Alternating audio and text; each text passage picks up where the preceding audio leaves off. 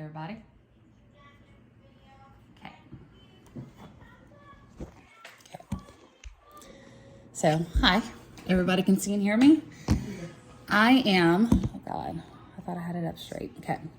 I'm going to be giving a speech on the link and relationship between drugs, alcohol, and suicide. So, I'm here today to discuss a vital and gravely troubling subject that impacts countless lives: the link between drugs, alcohol, and suicide. This relationship is an urgent public health concern that needs to be addressed with all of our focus. I've gathered evidence from statistics and qualified professional opinions so we may investigate this issue further. Let's get into the facts.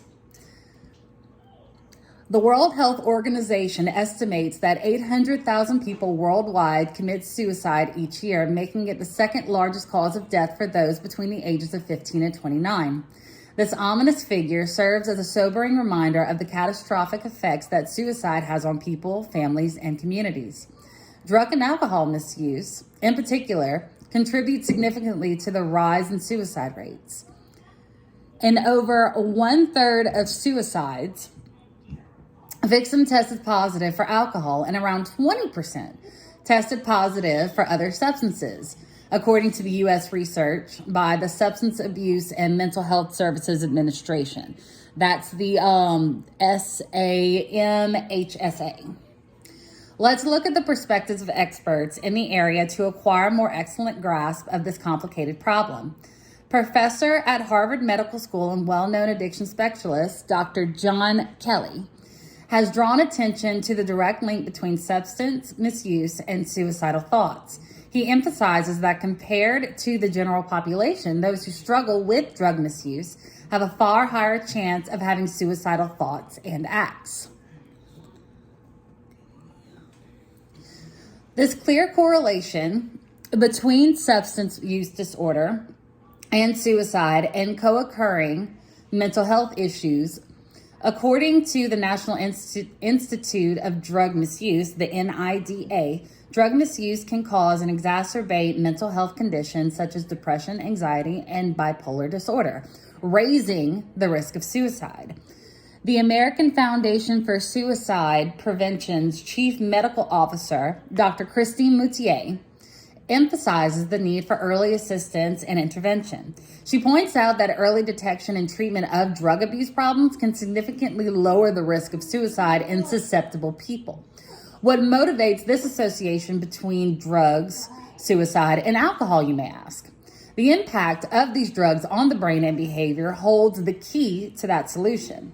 Long-term drug and alcohol use can cause and damage cognitive abilities, impede impulse control, and worsen hopelessness and despair, leading to suicidal thoughts and deeds.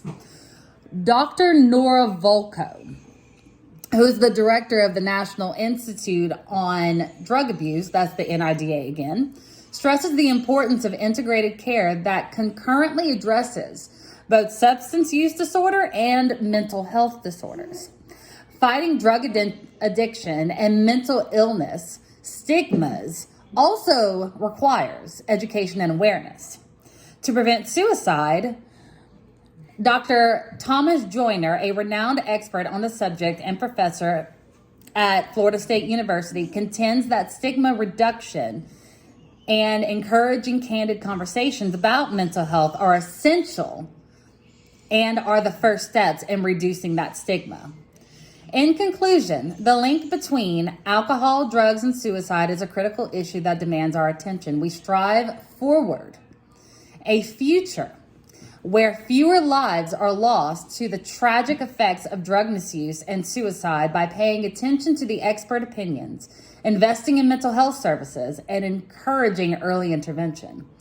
I finish with Dr. Kay Redfield Jamison, a clinical psychologist and a professor of psychiatry, who said, quote, "Suicide is particularly awful and is an awful way to die. The mental suffering leading up to it is usually prolonged, intense, and unpalliated," end quote.